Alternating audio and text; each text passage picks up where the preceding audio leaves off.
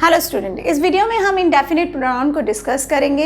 इसकी डेफिनेशन को देखेंगे कि किसे हम इंडेफिनिट प्रोनाउन कहते हैं और कुछ वर्ड्स को डिस्कस करेंगे जो कि इंडेफिनिट प्रोनाउन की तरह सेंटेंसेस में यूज़ होते हैं। ठीक है, सबसे पहले डेफिनेशन को देखते हैं कि क्या मीनिंग होता है इंडेफिनिट प्रोनाउन का। Indefinite pronouns are the pronouns that refer to one or more unspecified beings, objects or places. Indefinite pronoun वो वर्ड्स होते हैं जो कि अनस्पेसिफाइड बीइंग की ओर इंडिकेट करते हैं। अनस्पेसिफाइड का मतलब यहाँ पे है नॉट क्लियर। अगर किसी भी पर्सन के बारे में हमें एग्जैक्टली पूरी इन्फॉर्मेशन नहीं है कि वो कौन है, तो वो वर्ड ऐसे बीइंग्स की तरफ, ऐसे पर्सन की तरफ अगर इंडिकेट करते हैं तो इंडेफिनिट प्रोनाउन होते हैं। ठीक है, और अनस्पेसिफाइड ऑब्जेक्ट मतलब किसी भी थिंग्स के बारे में हमें एग्जैक्टली नहीं पता कि वो चीज़ क्या है, अगर वो वर्ड उनको रेफर करते हैं तो वो इंडेफिनिट प्रोनाउन है। अगर प्लेस के बारे में हमें एग्जैक्टली इंफॉर्मेशन नहीं है कि वो प्लेस कौन सा है, अगर वो वर्ड्स, अगर इंडेफिनिट प्रोनाउन वाले वर्ड अगर ऐसे प्लेसेस की ओर रेफर करते हैं तो वो वर्ड्स क्या होंगे, इंडेफिनिट प्रोनाउन होंगे, क्योंकि हमें एग्जैक्टली नहीं पता कि कौन पर्सन है, क्या ऑब्जेक्ट है और क्या प्लेस है। अगर इन्हीं सब चीज़ों की ओर कोई रेफर करता है, कोई वर्ड्स रेफर करता है, कोई वर्ड्स रेफर करते हैं तो ये सब क्या होंगे, इंडेफिनिट प्रोनाउन कहे जाएंगे। ठीक है, अब कौन कौन से वर्ड इंडेफिनिट प्रोनाउन में आते हैं उन वर्ड्स को हम वन बाय वन डिस्कस करते हैं। ठीक है, यहाँ पर इंडेफिनिट प्रोनाउन में हमारे पास एक लंबी सी लिस्ट होती है वर्ड्स की, लेकिन हम देखते हैं कि किस तरह से हम उन्हें ईजी वे में लर्न कर सकते हैं।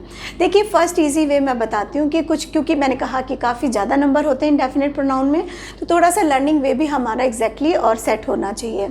देखिए, सम, एनी, एवरी, नो, ये सारे क्या हैं, प्रोनाउन हैं। ये एक सीरीज़ बनाएंगे। अगर सीरीज़ कैसे बनाएंगे, अगर हम सम के साथ में वन यूज़ करते हैं तो क्या बन जाता है, सम वन।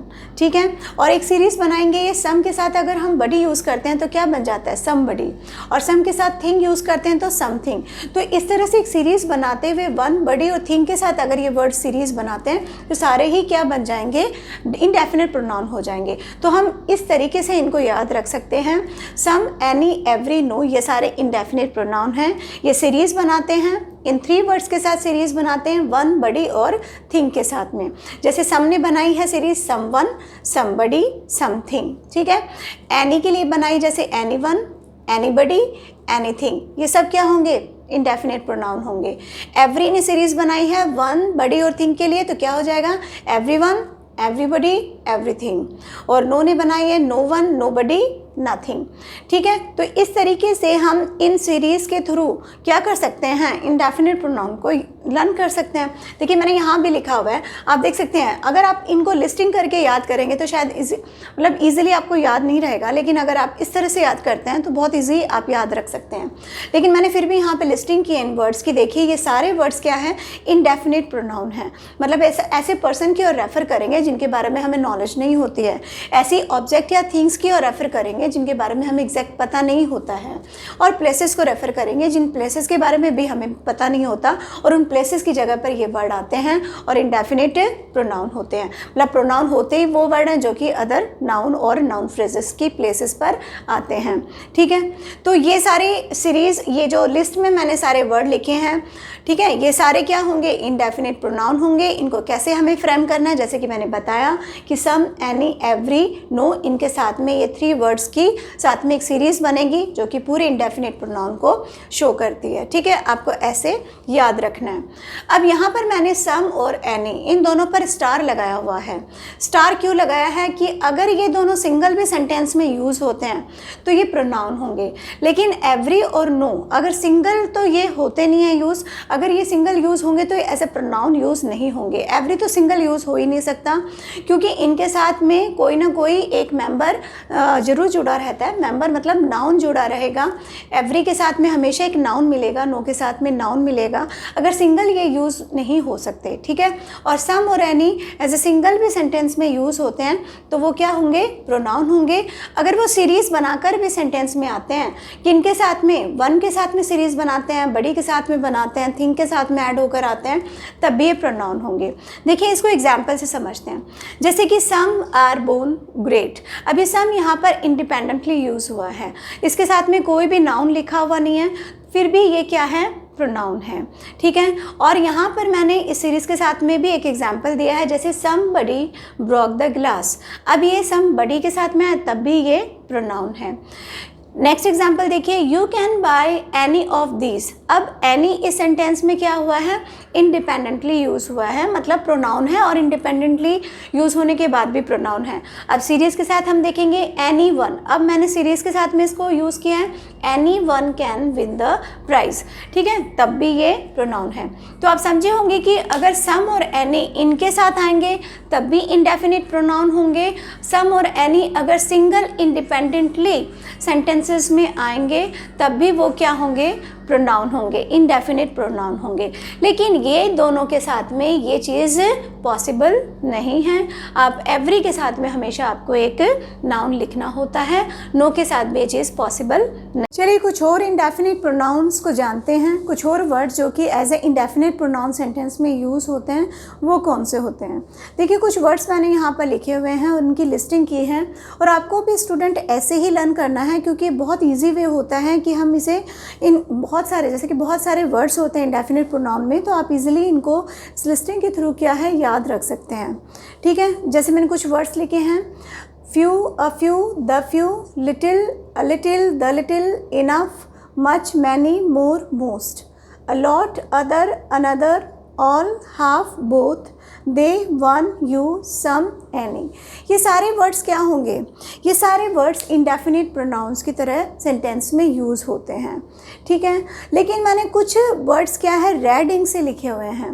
रेड इंक से लिखने का पर्पस ये है कि इनमें से कुछ वर्ड्स एज अ डिटर्मिनर भी यूज़ होते हैं और क्वांटिफायर कहे जाते हैं, ठीक है। देखिए अगर ये सारे वर्ड इंडिपेंडेंटली सेंटेंस में यूज़ होते हैं, किसी भी नाउन के साथ नहीं लिखे जाते हैं, तो ये इंडेफिनिट प्रोनाउन कहे जाते हैं। अगर इनमें से ये जो रेडिंग से लिखे हुए वर्ड्स हैं, अगर ये नाउन के साथ में लिखे जाते हैं तो ये डिटर्मिनर कहे जाते हैं और क्वांटिफायर होते हैं, ठीक है। जैसे कि एक एग्जाम्पल से समझते हैं, सम यहाँ पर क्या है, ठीक है, सम यहाँ पर क्या है, इंडेफिनिट प्रोनाउन है। तो ये इंडिपेंडेंटली अगर यूज़ होता है सेंटेंस में, इसके साथ कोई नाउन नहीं यूज़ होता। सम आर ग्रेट पर्सन, अगर मैंने ये एग्जांपल दिया सम आर ग्रेट पर्सन, तो सम यहाँ पर, सम के बाद में मैंने कोई नाउन नहीं लिखा, ठीक है।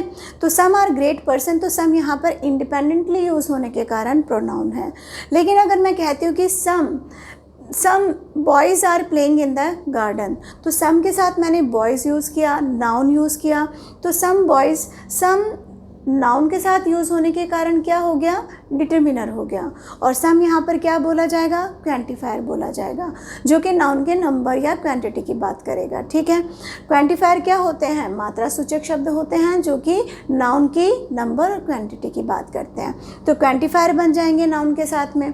तो आपने देखा कि इन वर्ड्स में भी आपको एक बात ध्यान रखनी है कि ये जितने भी वर्ड्स हैं ये अगर इंडिपेंडेंटली यूज़ होते हैं, बिना नाउन के यूज़ होते हैं, इनके साथ में कोई नाउन नहीं लिखा होता, तब तो ये इंडेफिनिट प्रोनाउन होंगे। और अगर इनके साथ में जो ये रेड इंक वाले वर्ड्स हैं, अगर इनके साथ में नाउन आता है तो ये डिटर्मिनर का रोल प्ले कर रहे होते हैं उस टाइम पे, और ये वर्ड्स क्या कहे जाते हैं, क्वांटिफायर्स कहे जाते हैं, ठीक है। एग्जाम्पल के थ्रू और समझते हैं कि किस तरह से ये words as a indefinite pronoun भी सेंटेंस में यूज़ होते हैं और कैसे ये एज ए डिटर्मिनर क्वांटिफायर का रोल भी प्ले करते हैं। कुछ एग्जाम्पल्स मैंने आपके सामने लिखे हैं, उनके थ्रू समझते हैं। देखिए first example, some are born great, तो सम वर्ड यहाँ पर जो लिखा है वो इंडिपेंडेंटली यूज़ हुआ है, मतलब इसके साथ में कोई भी मैंने नाउन नहीं लिखा हुआ, हेल्पिंग वर्ब इसके साथ लिखी हुई है, तो कोई नाउन नहीं लिखा हुआ, इंडिपेंडेंटली सम यूज़ हुआ है, तो ये सम क्या हुआ, ये इंडेफिनिट प्रोनाउन हुआ, ठीक है।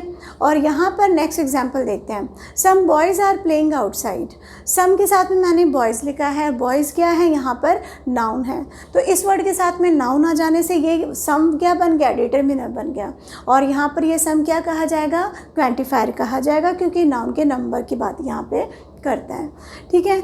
नेक्स्ट एग्जाम्पल देखते हैं, any of these come here, any यहाँ पे इंडिपेंडेंटली यूज़ हुआ है, कोई एनी के साथ में मैंने यहाँ पे नाउन नहीं लिखा हुआ, ठीक है, तो ये एनी यहाँ पर इस सेंटेंस में प्रोनाउन होगा, मतलब एनी का पार्ट्स ऑफ स्पीच यहाँ पे क्या होगा, प्रोनाउन होगा।